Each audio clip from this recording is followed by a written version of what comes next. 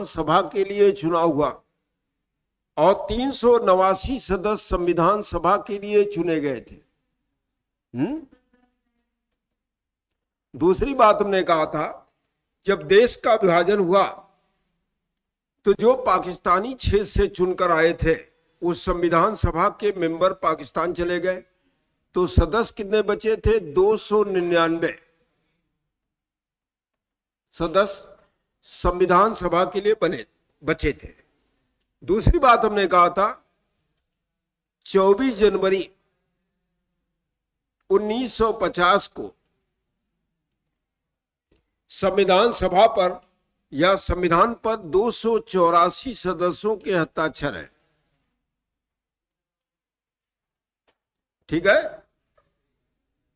अब आपसे पूछा जाएगा संविधान में कितनी महिलाएं संविधान सभा के लिए चुनकर आई थी? 15 जो है मेंबर महिलाएं चुनकर आई थी और सबसे ज्यादा उत्तर प्रदेश से 8 मेंबर चुनकर आई थी। दूसरा बात हमने कहा, संविधान की पहली बैठक कब हुई थी? लिखेंगे नहीं? हाँ लिखेगा ही। संविधान सभा की पहली बैठक संविधान सभा की पहली बैठक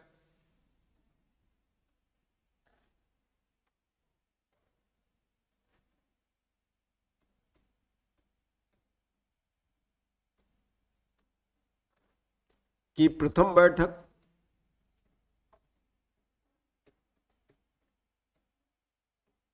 9 दिसंबर 1946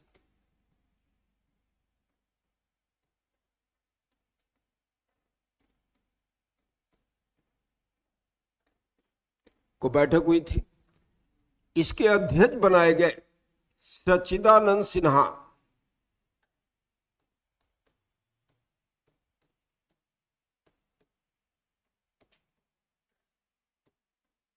बनाए गए। देखिए यहां प्रश्न कभी कभी लोगों को गुमराह करता है। गुमराह ये करता है कि संविधान सभा का अस्थायी अध्यक्ष, ठीक है अस्थायी अध्यक्ष थे, लेकिन अगर आपसे प्रश्न किया कि संविधान सभा के प्रथम अध्यक्ष कौन थे, तो सच्चिदानंद सिन्हा ही होंगे। ध्यान रखिएगा। होता क्या है, ये उस समय सबसे वरिष्ठ सदस्य थे, इनको बना दिया गया सच्चिदानंद सिन्हा को। 2 दिन बाद 11 दिसंबर 1946 को संविधान सभा के अध्यक्ष बना दिए गए डॉक्टर राजेंद्र प्रसाद। आपको क्या लिख देते हैं किताब में कि संविधान सभा के अस्थायी अध्यक्ष कौन थे? डॉक्टर राजेंद्र प्रसाद। चूंकि इन्हीं के नेतृत्व में संविधान का निर्माण पूरा हुआ, मतलब पूरे संविधान सभा के दौरान संविधान सभा के अध्यक्ष रहे डॉक्टर राजेंद्र प्रसाद। देखिए 13 दिसंबर 1946 को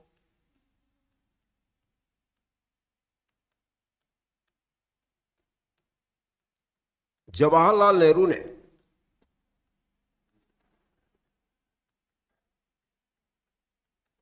ने संविधान सभा के सम्मुख प्रस्तावना पेश किया। प्रस्तावना या इसी को बोलते उद्देशिका। प्रस्ताव को पेश किया। जब प्रश्न किया जाता है कि संविधान सभा के सम्मुख प्रस्तावना या उद्देशिका कब नेहरू जी ने पेश किया था, तो याद रखिएगा 13 दिसंबर 1946 को संविधान सभा के सम्मुख प्रस्तावना को जवाहरलाल नेहरू जी ने पेश किया था, जिसे 22 जनवरी 1947 को मंजूरी प्रदान की गई।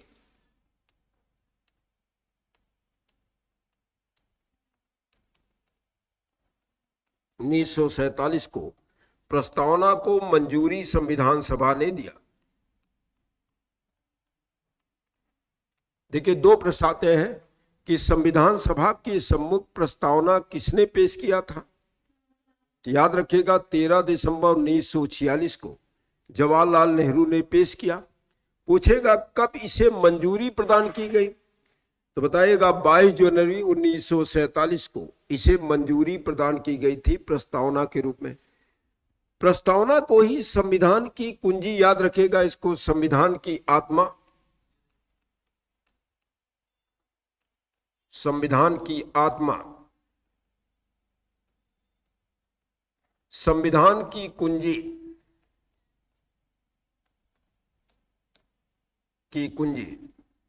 के रूप में कहा गया है। किसने कहा, ध्यान रखिएगा, इसको कहा किसने, जेबी कृपलानी ने कहा था।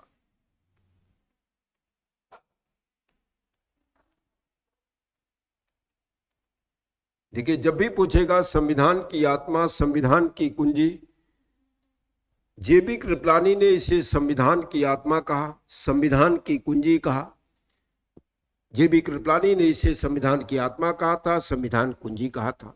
देखिए, कभी कभी प्रश्न आएगा कि किसने अनुच्छेद 32 को संविधान की आत्मा कहा, तब अम्बेडकर हो जाएंगे, ध्यान रखिएगा। अब एक प्रश्न आता है, संविधान प्रस्तावना क्या संविधान का भाग है? हाँ, देखिए याद रखिएगा, प्रस्तावना को संविधान का भाग बेरूबारी केस में नहीं माना गया। ये केस हुआ था बेरूबारी केस, या वाद में प्रस्तावना को संविधान का भाग नहीं माना गया, नहीं माना गया, सुप्रीम कोर्ट नहीं माना। लेकिन केशवानंद भारती केस में, केशवानंद केस में जो 1973 में हुआ, इसमें संविधान का भाग प्रस्तावना को मान लिया गया, कहा यह संविधान का महत्वपूर्ण भाग है। अब देखिए, प्रश्न कभी कभी आता है कि किस वाद में संविधान का भाग प्रस्तावना को नहीं माना गया। बेरूबारी केस 1967 में हुआ था, लेकिन केशवानंद भारती केस जो स्टेट ऑफ केरल है 1973 में कहा गया कि प्रस्तावना संविधान का महत्वपूर्ण भाग है। अगर संविधान की व्याख्या करना है तो प्रस्तावना को हमें जरूर शामिल करना चाहिए, याद रखिएगा। तो केशवानंद भारती केस ने कहा कि प्रस्तावना संविधान का महत्वपूर्ण भाग है, याद रखिएगा। प्रस्तावना को संविधान की आत्मा, संविधान की कुंजी कहा गया है, ध्यान रखिए। किसने कहा? जेबी कृपलानी ने कहा, याद रखिएगा। अब चूंकि 13 दिसंबर को प्रस्तावना पेश किया गया था, 22 जनवरी 1947 को इसको मंजूरी प्रदान की गई। ठीक है, अगला प्रश्न आता है कि संविधान के लिए एक ड्राफ्टिंग कमेटी बनी थी, प्रारूप समिति। प्रारूप समिति का गठन किया गया।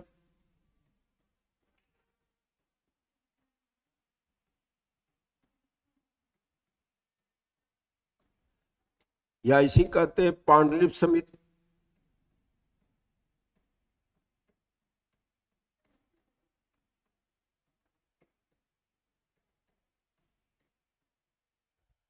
हाँ, लिखते चलो, लिख लो, प्रारूप समिति। इसका गठन 29 मार्च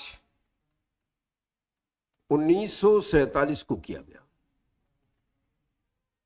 29 मार्च 1947 को प्रारूप समिति का गठन किया गया। ये 7 सदस्यीय था।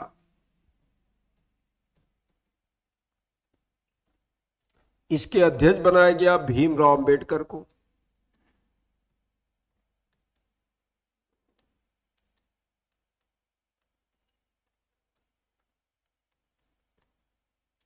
प्रारूप समिति के अध्यक्ष थे भीमराव अंबेडकर, या पांडुलिपि समिति के अध्यक्ष थे भीमराव अंबेडकर थे। इसमें 7 सदस्य थे। इनका काम ये तो होता था कि जो भी बहस हो जाती थी संविधान सभा में, क्या चीजों को शामिल करना है, किसे नहीं शामिल करना है, इसका काम होता था प्रारूप समिति का। यह निर्णय लेना था संविधान सभा में क्या क्या शामिल करना है, क्या नहीं शामिल करना है।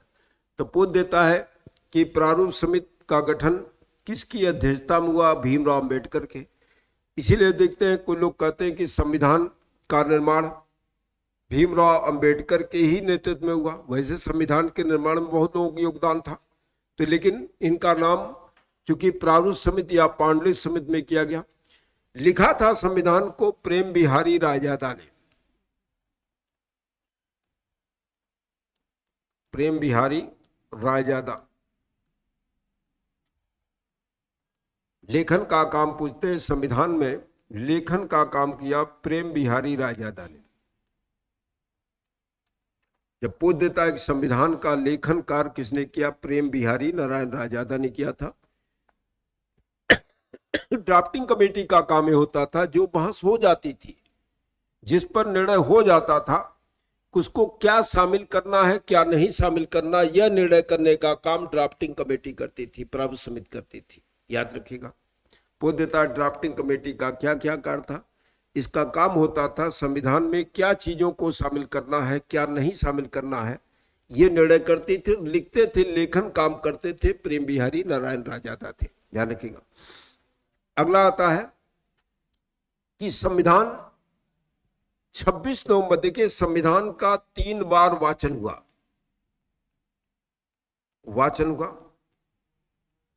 वाचन मतलब होता था पढ़ा जाता था। मान ले कोई त्रुटि हो, उस त्रुटि को दूर करने का काम वाचन के दौरान किया जाता था। अंतिम जो वाचन हुआ, तीसरी बार ही पूछता भी है, ये 14 नवंबर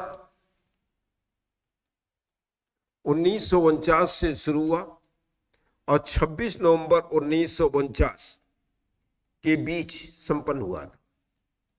क्योंकि 26 नवंबर 1949 को इसका अंतिम वाचन हो गया था, निर्माण हो गया था, लेकिन संविधान सभा में अंतिम जो बैठक हुई वो 24 जनवरी 1950 को हुई थी।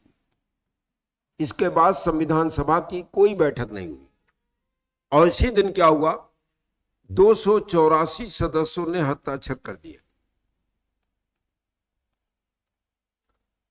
अब पूछ लेता है कि मूल संविधान का चित्र किसने बनाया था। नहीं बेटा, जो संविधान सभा की बैठक के चित्र जो बनाए गए हैं, उस समय के महत्वपूर्ण चित्रकार थे नंदलाल बोस ने बनाए।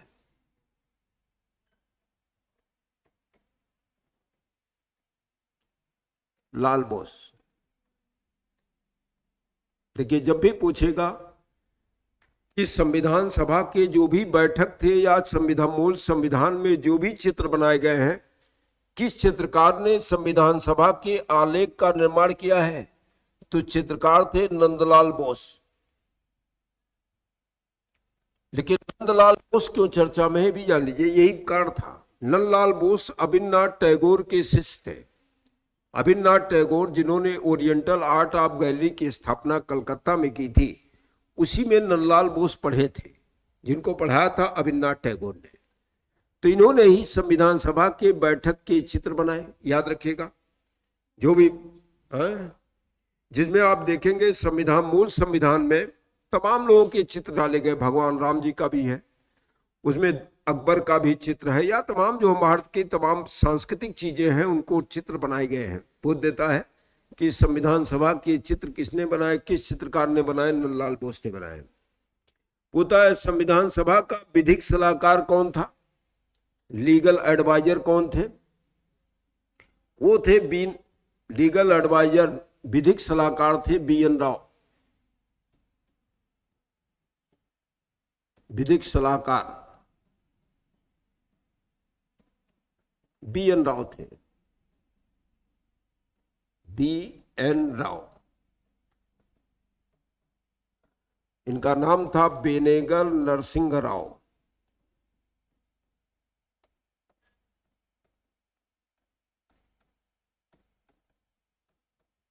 ये थे।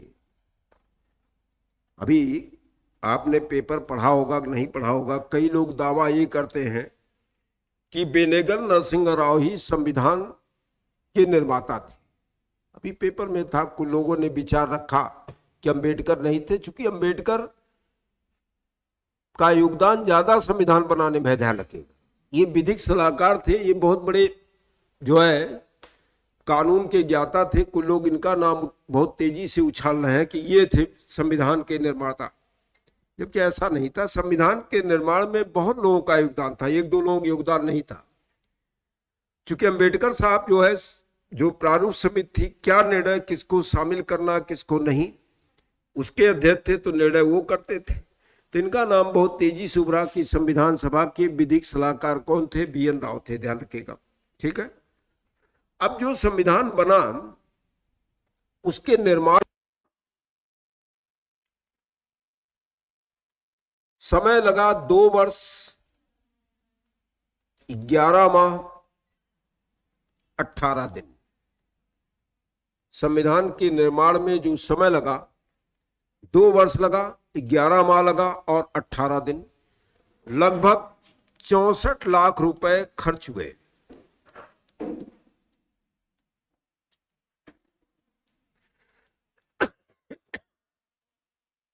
₹64 लाख खर्च हुए थे। 2 वर्ष 11 माह 18 दिन में जो खर्च हुए, इसमें 64 लाख रुपए संविधान की बैठक में खर्च हुए।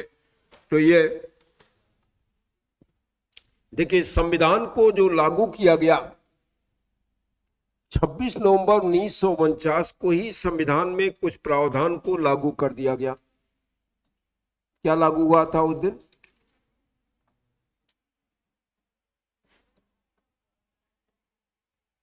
छब्बीस नवंबर 1949 को जो संविधान में लागू किया गया था वो था नागरिकता। जो नागरिकता का प्रावधान था वो 26 नवंबर 1949 को लागू कर दिया गया था। उस समय जो लोग भारत में थे उनको भारत का नागरिक मान लिया गया, जो लोग नहीं थे उन्हें भारत का नागरिक नहीं माना गया। तो इसलिए पूछा जाता है संविधान का कौन सा भाग था जिसको तुरंत लागू कर दिया गया? नागरिकता का। अब मूल संविधान जो लागू हुआ वो 26 जनवरी 1950 को लागू हुआ।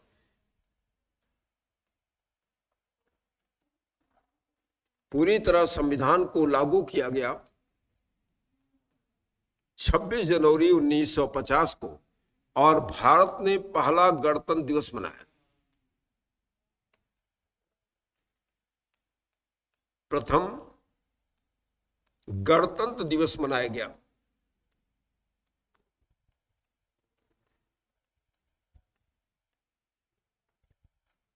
एक प्रश्न आप लोग बता सकते हैं, आप ही लोगों से प्रश्न करने चल रहे हैं। हाँ, प्रथम गणतंत्र दिवस मनाया गया।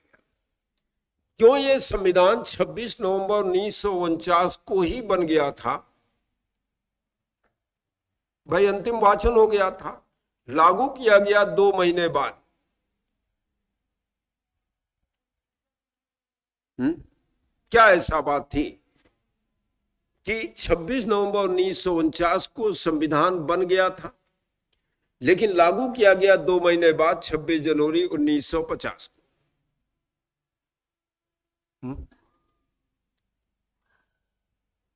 सभी से प्रश्न है, देखिए उसको समझ लीजिए क्या मामला था। आपको शायद नहीं पता होगा, जानकारी के लिए आपको बता देते हैं। एक अधिवेशन हुआ था कांग्रेस का, 1929 का अधिवेशन हुआ था। ये हुआ था लाहौर में, जिसके अध्यक्ष थे JL नेहरू, जवाहरलाल नेहरू थे। इसी अधिवेशन में पहली बार पूर्ण स्वराज की मांग की गई थी और 31 दिसंबर 1929 को पहली बार स्वतंत्रता का झंडा भी फहराया गया था। याद रखिएगा, पहली बार स्वतंत्रता का झंडा फहराया गया। इसी कांग्रेस के अधिवेशन में पहली बार 26 जनवरी 1930 को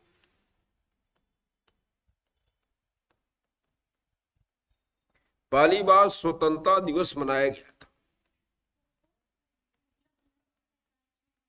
हाँ बेटा, देखिए उसमें कारण क्या था। ये लोग 26 जनवरी 1930 को ही पहली बार स्वतंत्रता दिवस मना चुके थे और उस समय संकल्प लिया गया था कि जब देश आजाद होगा और संविधान बनेगा तो हम 26 जनवरी को ही लागू करेंगे।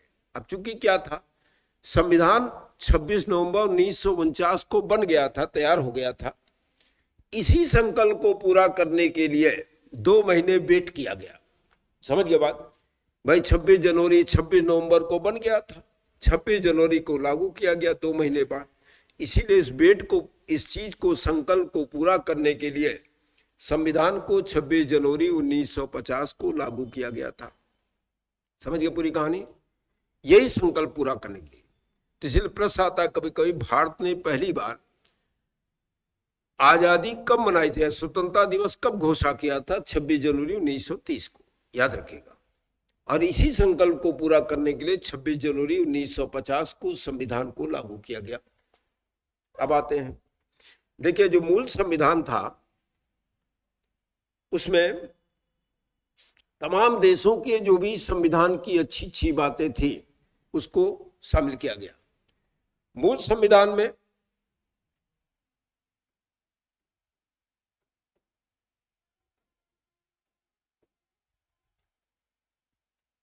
देखिए 395 अनुच्छेद, 395 अनुच्छेद थे।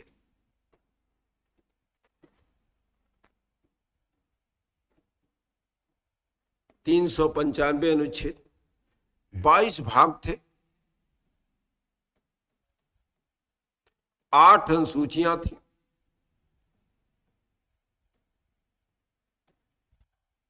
मूल संविधान में कुल भाषाएं थी 14 भाषाएं थी। देखिए 395 अनुच्छेद मूल संविधान में था, 22 भाग थे, 8 अनुसूचियां थी, 14 भाषाएं थी। इस समय लगभग 446 अनुच्छेद हैं। देखिए अनुच्छेद उतने ही है, उसी में का खा गा घा जोड़ दिया गया, बस और कुछ किया नहीं गया।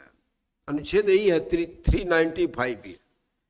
इसी में देखेंगे कई में का खा गा घा ऐसे जोड़ा गया है। इस समय संविधान के कुल मान के चलते 25 भाग। अब इसमें भी भाग वही है, इसी में कहीं 4 का जोड़ा गया, कहीं 9 का जोड़ा गया है। 9 का ये बता तो रहे हैं, 25 भाग माना है। इसी में क्या हुआ, जोड़ दिया गया। जैसे आप देखेंगे भाग 4 में ही का जोड़ा गया है जिसमें मौलिक कर्तव्य है। भाग 9 में ही का खा जोड़ा गया है। का में क्या है, नौका में नगरपालिका है, खा में सहकारी समितियां हैं। ऐसे इन्होंने जो जोड़ा है तो इसको आज 25 भाग मानते हैं, ध्यान रखिएगा। इस समय अनुसूचियों की संख्या 12 है, 12 अनुसूची है। अनुसूची की संख्या 12 हो गई है। भाषाएं इस समय 22 भाषाएं हैं।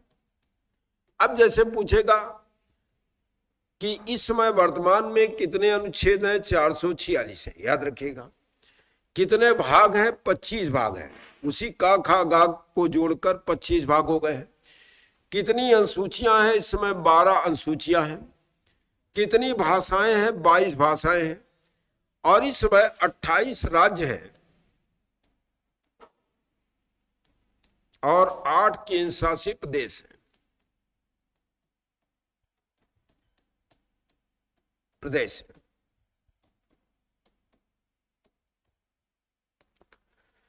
देखिए राज्यों में घटता बढ़ता रहा है। बीच में 29 राज्य थे।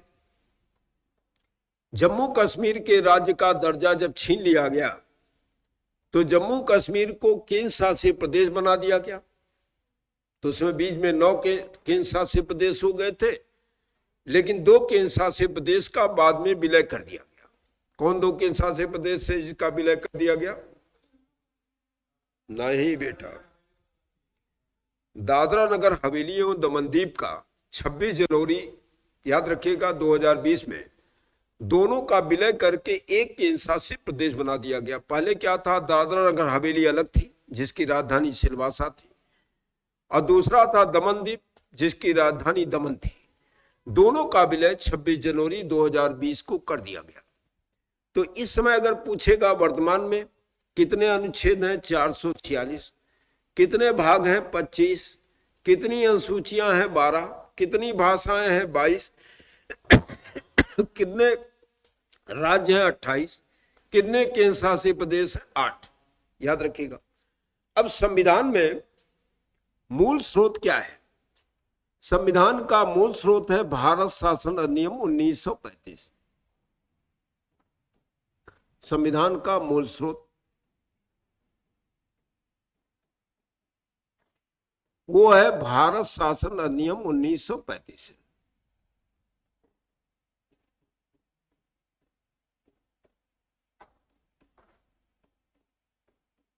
1935 से। ये सबसे बड़ा मूल स्रोत है। लेकिन कुछ बातें, ये देखिए, लगभग 66% से लेकर 70% तक संविधान का भाग है, ध्यान रखिएगा। कई कई किताबों में 66% लिखा रहेगा, कहीं कहीं 70%। भारत के संविधान का सबसे बड़ा स्रोत पूछेगा भारत शासन अधिनियम 1935 से।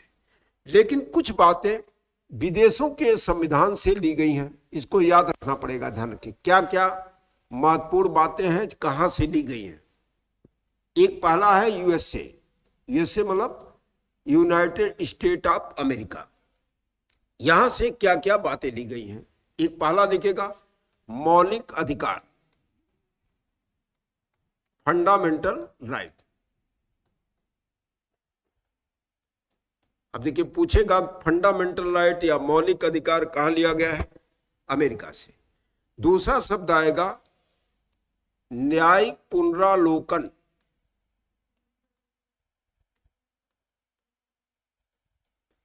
न्यायिक पुनरावलोकन शब्द देखिए, अमेरिका में है। दो ही देश के संविधान में न्यायिक पुनरावलोकन है, एक अमेरिका, दूसरा भारत में, ध्यान रखिएगा। तीसरा है जनहितवाद। जनहितवाद या पीआईएल इसी बोलते हैं।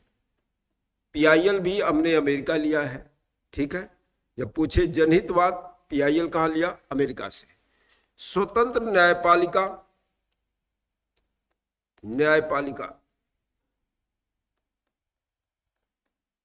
हमने अमेरिका लिया है, ध्यान रखिएगा। स्वतंत्र न्यायपालिका याद रखिएगा। विधि के समान संरक्षण, के समान संरक्षण। देखिए, इसमें थोड़ा सा आपको गफलत में डालेगा। एक शब्द आएगा विधि के समान संरक्षण के अमेरिका से। अगर यही लिख दिया विधि का शासन, विधि का शासन इसी को कहते हैं रूल ऑफ लॉ, ये हो जाएगा इंग्लैंड। अगर विधि का शासन पूछ रहा है तो इंग्लैंड बताइएगा। यही पकड़ कर दिया विधि द्वारा स्थापित प्रक्रिया, विधि द्वारा स्थापित प्रक्रिया, प्रक्रिया, तो ये हो जाएगा जापान। तीन शब्द याद रखिएगा। अगर आपसे पूछ रहा है विधि के समान संरक्षण शब्द, अमेरिका। अगर दे दिया विधि का शासन रूल ऑफ लॉ, समझ लो बेटा, बाद में हम लिखवा देंगे। तीसरा अगर दे दिया विधि द्वारा स्थापित प्रक्रिया, तो जापान से हो जाएगा। है तीनों चीजों का व्याख्या उसी में, 14 में ही तीनों की व्याख्या है। लेकिन शब्द अगर आता है विधि के समान संरक्षण, तो अमेरिका के संविधान से है। विधि का शासन इंग्लैंड के संविधान से है। विधि द्वारा स्थापित प्रक्रिया तो जापान से हो जाएगा। समझ में आई बात। अगले बात है, देखिए, राष्ट्रपति और उपराष्ट्रपति पद। उपराष्ट्रपति पद, पद है, सिर्फ ध्यान रखिएगा।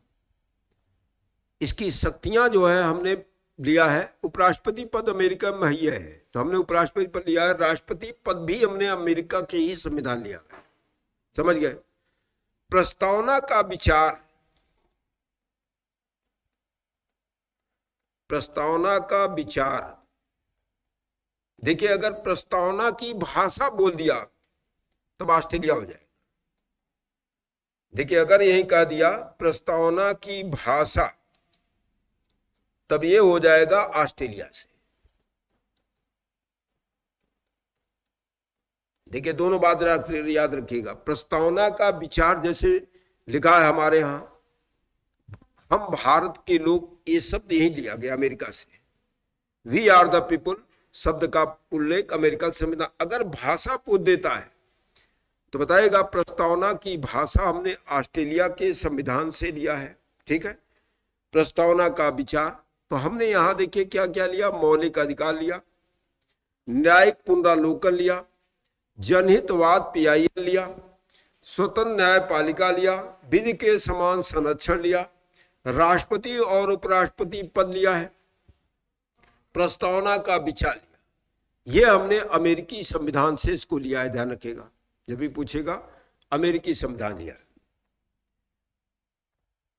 अब आते हैं दूसरा देश जिससे हमने संविधान की बातें सबसे ज्यादा लिया है, दूसरा है ब्रिटेन या इंग्लैंड।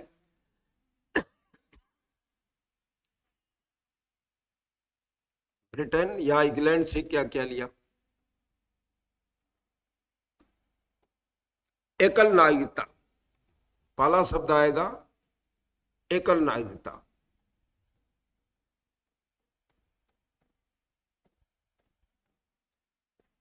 जैसे पूछेगा एकल नागरिकता किस देश से लिया है? ब्रिटेन से।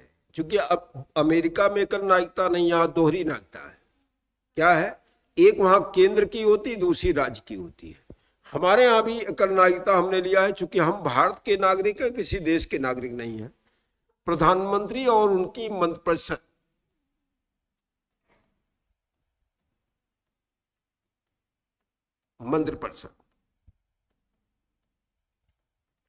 जब आपसे पूछे प्रधानमंत्री या मंत्रिपरिषद किस देश से ले गए हैं। तीसरा हो जाएगा राष्ट्रपति की शक्तियां, की शक्ति।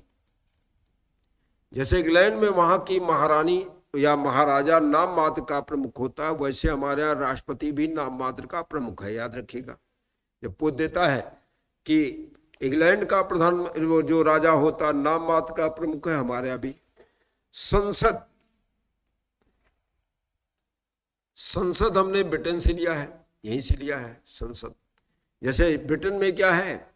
उस सदन है हाउस ऑफ लॉर्ड्स, हमारे यहाँ संसद क्या है? हाउस ऑफ राज्यसभा है।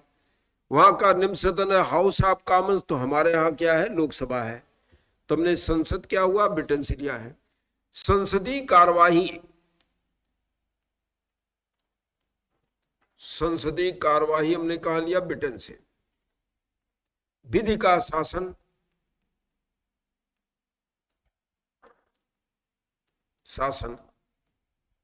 यही लिया है। सीएजी पद कैग हमने यही लिया है। तो हमने ब्रिटेन से लिया क्या? एकल नागरिकता लिया, प्रधानमंत्री मंत्रिपरिषद, राष्ट्रपति की शक्तियां, संसद, संसदीय कार्यवाही, विधि का शासन, सीएजी पद हमने ब्रिटेन से लिया है, ध्यान रखिएगा। जब भी पूछेगा ब्रिटेन से क्या क्या लिया, ये लिया। ठीक है, जैसे संसद जैसे ब्रिटेन में चलती वैसे हमारे यहां, ध्यान रखिएगा, समझ गए। अब तीसरा देश आते आयरलैंड। आयरलैंड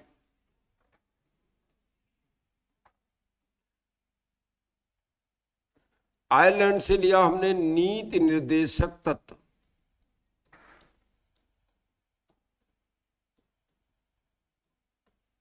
जैसे आपसे पूछेगा कि नीति निर्देशक तत्व कहां लिया? आयरलैंड से। दूसरा आएगा राष्ट्रपति के निर्वाचन की प्रणाली, कि निर्वाचन की विधि,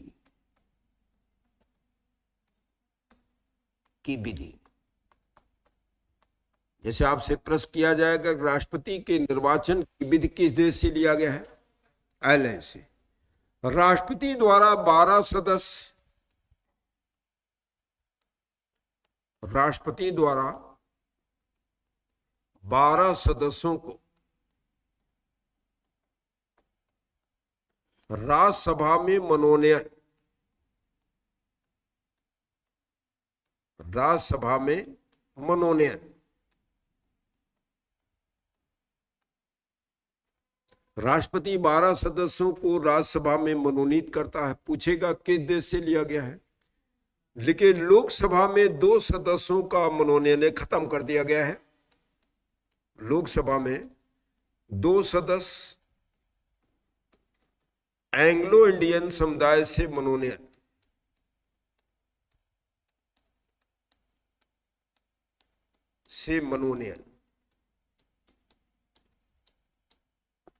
देखिए लिख तो लीजिए, लेकिन इसको जान लीजिए क्या हुआ बेटा? मनोनयन।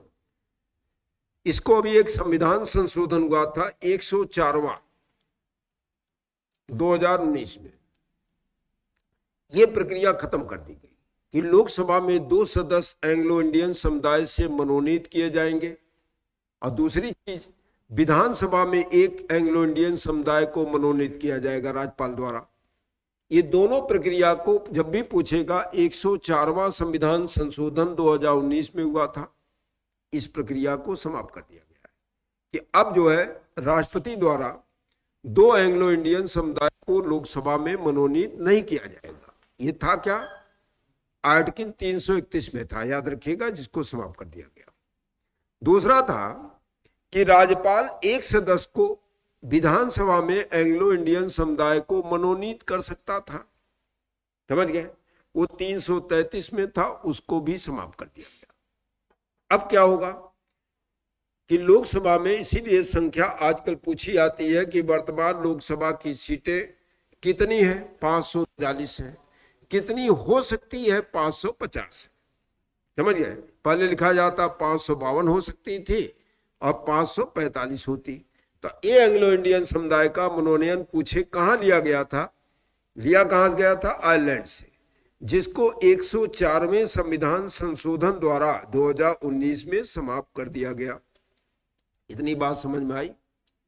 क्यों? क्योंकि ये देखिए सब फैक्ट है, फैक्ट को याद करना आसान काम नहीं होता बेटा, ध्यान रखिएगा। अब इसको याद करने के लिए देखिए मेहनत करनी पड़ेगी। अब जैसे पूछ दिया आपसे, एकल नागरिकता के देश के संविधान से है, संसदीय व्यवस्था के देश के संविधान से है। चलो हम पूछेंगे तुम लोगों से, चलो पहले इसको लिख लो तब तुमको समझाएं। अगला आओ, देश लिखो, आयरलैंड हो गया। अगला लिखो, लिखो जापान। जापान से लिया है विधि द्वारा स्थापित प्रक्रिया।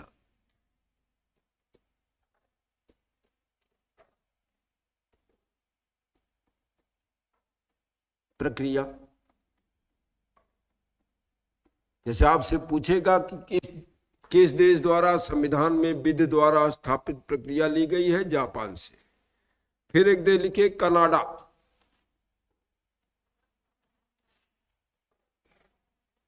कनाडा से लिया है भारत का संघीय ढांचा,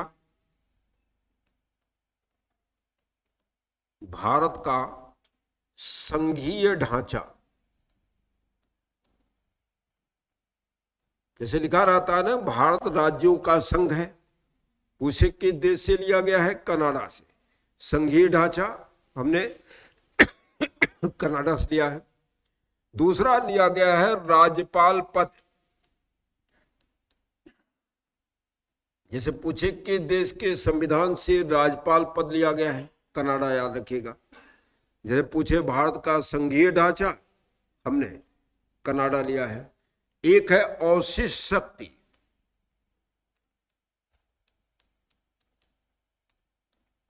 शक्ति कनाडा लिया है।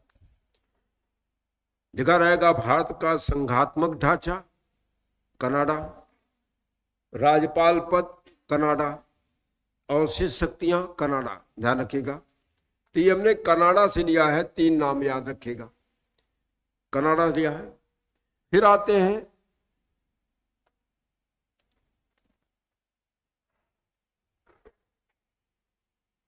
लिखिए जर्मनी। देखिए तब जर्मनी नहीं था, पश्चिम जर्मनी था, वहां था बीमर संविधान। यहां से लिया हमने आपात उपबंध है,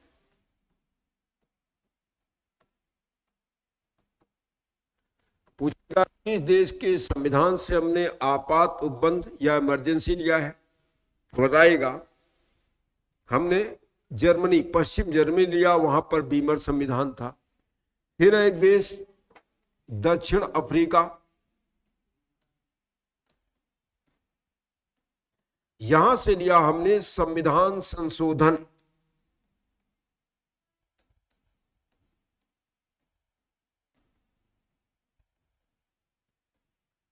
संविधान संशोधन हमने लिया कहां से, दक्षिण अफ्रीका लिया। वो देता है किस देश के संविधान में संविधान संशोधन हमारे संविधान में लिया गया है, तो बताइएगा दक्षिण अफ्रीका से लिया है संविधान संशोधन। हमने लिया फ्रांस से, एक देश है फ्रांस, फ्रांस से लिया हमने गणतंत्र शब्द।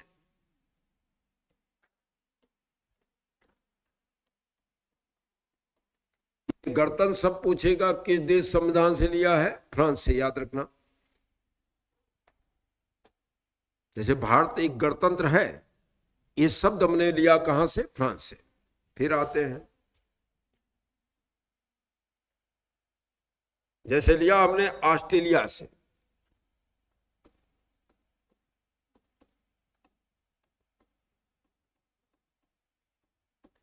पहला लिया समवर्ती सूची,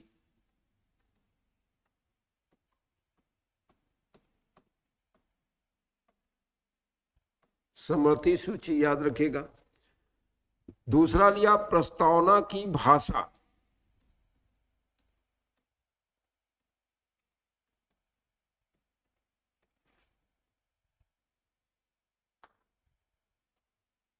प्रस्तावना की भाषा याद रखिएगा। फिर हम लेते हैं सोवियत संघ से, तब रूस नहीं था, सोवियत संघ था, इस समय उसी को कहते हैं रूस। यहां से बाद में लिया गया मौलिक कर्तव्य, कर्तव्य, फंडामेंटल ड्यूटीज। ये हमारे संविधान में 42वें संविधान संशोधन द्वारा जोड़ा गया था 1967 में। दूसरा हमने लिया है योजना आयोग, प्लानिंग कमीशन वही लिया है, जिसका सरकार ने नाम बदलकर नीति आयोग कर दिया, लेकिन ये गैर संवैधानिक संस्था है, इसमें संविधान में कोई उल्लेख नहीं इसका। लिया हमने कहां से, रूस से है, गैर संवैधानिक संस्था। देखिए कभी कभी आपसे पूछेगा संवैधानिक संस्था किसे कहते हैं, संविधिक संस्था किसे कहते हैं, और गैर संवैधानिक संस्था किसे कहते हैं। हाँ, किसी आर्टिकल में है या किसी भाग में है तो हम संवैधानिक संस्था कहेंगे। संविधिक, हाँ, किसी आर्टिकल में नहीं है, संसद ने अगर बनाया तो उसको संवैधानिक या संविधिक या वैधानिक संस्था कहा जाएगा। और गैर संवैधानिक, जिसको कोई भी न संसद में न संसद ने बनाया कोई कानून उसके लिए है, जैसे योजना आयोग है, प्लानिंग कमीशन है, तो पूछ देता है कौन सी संवैधानिक संस्था, कौन सी वैधानिक संस्था है। देखिए भारत निर्वाचन आयोग कभी पूछेगा, ये भारत शासन अधिनियम 1935 में ही था। कहीं पूछे कभी निर्वाचन आयोग की व्यवस्था भारत के संविधान में कहां से लिया गया है, तो बताएगा भारत शासन अधिनियम 1935 में ही निर्वाचन आयोग की व्यवस्था थी, हमने कहीं नहीं लिया। दूसरा चीज था एक संस्था अटॉर्नी जनरल ऑफ इंडिया, महान्यायवादी, ये भी हमने भारत शासन अधिनियम 1935 से ही लिया है। दोनों याद रखिएगा कि अगर आपसे पूछे भारत निर्वाचन आयोग कहां से हमने लिया है तो हमारे 1935 में ही था। ठीक है, अब आते हैं एक प्रश्न आपसे जो करेगा वो अनुसूची से करेगा, संविधान में जो अनुसूचियां हैं उनसे प्रश्न करेगा।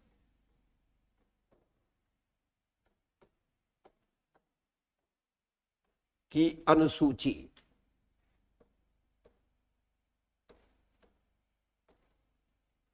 देखिए इस समय संविधान में कुल 12 अनुसूचियां हैं, इसे प्रश्न करेगा।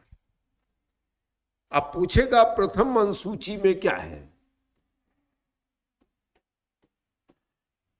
संघ और राज्य क्षेत्र है। क्या है, संघ और राज्य क्षेत्र।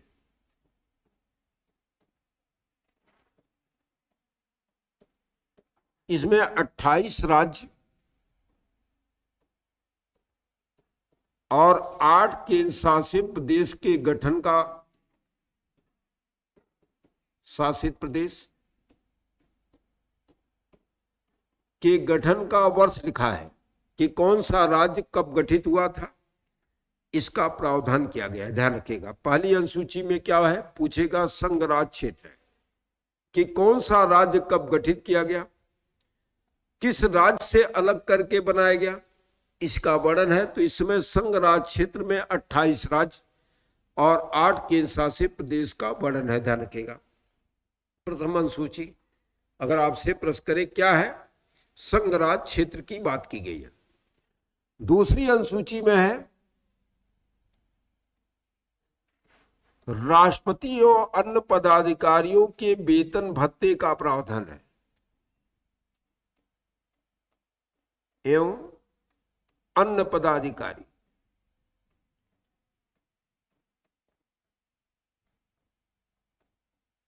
का वेतन और भत्ता है। जैसे पूछे आपसे दूसरी अनुसूची में क्या है, राष्ट्रपति और अन्य पदाधिकारियों के वेतन और भत्ते का प्रावधान है। अब मान ले पूछ दे तुमसे राष्ट्रपति का वेतन कितना है, 5 लाख रुपए राष्ट्रपति का वेतन, वार्षिक या महीना, महीना है, ठीक है। देखिए 2 पदाधिकारी हैं, उपराष्ट्रपति और लोकसभा अध्यक्ष, ये लिख लीजिए, याद रहेगा। दोनों का वेतन 4 लाख रुपए है, महीना या वार्षिक, महीना हो जाएगा। अगर पूछे, हाँ जैसे पूछे उपराष्ट्रपति या लोकसभा अध्यक्ष को कितना वेतन मिलता है, 4 लाख रुपए महीना। तीसरे नंबर वेतन में आता है राज्यपाल। राज्यपाल का वेतन है 3.5 लाख रुपए महीना, 3,50,000 रुपए महीना राज्यपाल का वेतन, याद रखना, ठीक है। तीसरे नंबर पर वेतन में अगर पूछे तो राज्यपाल आ जाएंगे। कितना रुपया महीना है, 3.5 लाख। चौथे पर आ जाएगा सुप्रीम कोर्ट का मुख्य न्यायाधीश, सीजेआई या मुख्य न्यायाधीश,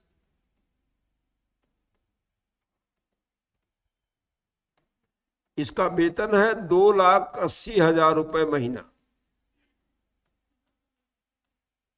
2,80,000 सीजेआई का वेतन है, ध्यान रखना, ठीक। ये आ जाएंगे। या मुख्य न्यायाधीश, सुप्रीम कोर्ट का मुख्य न्यायाधीश। अब देखिए इसके बाद आ जाएंगे 5वें पर जो 2,50,000 वाले हैं, 2,50,000 कौन कौन वेतन पाएंगे, सुप्रीम कोर्ट के न्यायाधीश, सुप्रीम कोर्ट जो है के अन्य न्यायाधीश, भाई ये तो मुख्य न्यायाधीश है, मुख्य न्यायाधीश 2,80,000 मिलता है। हाई कोर्ट का मुख्य न्यायाधीश, मुख्य न्यायाधीश, देखिए याद रखिएगा, हाई कोर्ट का जो मुख्य न्यायाधीश होगा उसको भी 2,50,000 वेतन मिलेगा। मुख्य निर्वाचन आयुक्त,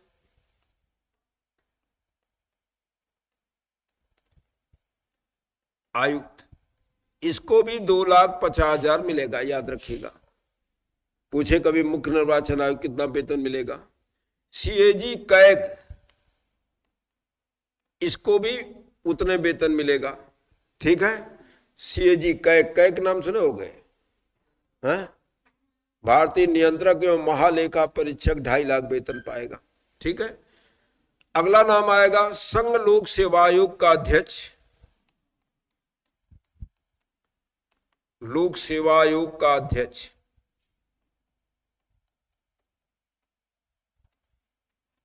ये भी उतने वेतन पाएगा, ध्यान रखना। फिर आ जाएगा महान्यायवादी, अटॉर्नी जनरल ऑफ इंडिया, ये सब 2.5 लाख वाले हैं, ध्यान रखना। अब जो इसके बाद आएंगे 2,25,000 वाला, इसमें 2 ही नाम आएगा, ध्यान रखना। एक होगा हाई कोर्ट का न्यायाधीश, हाई कोर्ट के अन्य न्यायाधीश,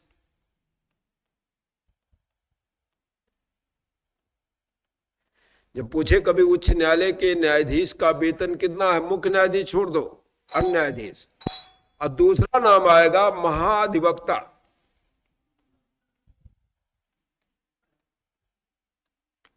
एडवोकेट जनरल। हाँ, तो इसको दो लोगों को 2,25,000 वेतन मिलेगा। याद हुआ कुछ जी? हाँ, याद हुआ?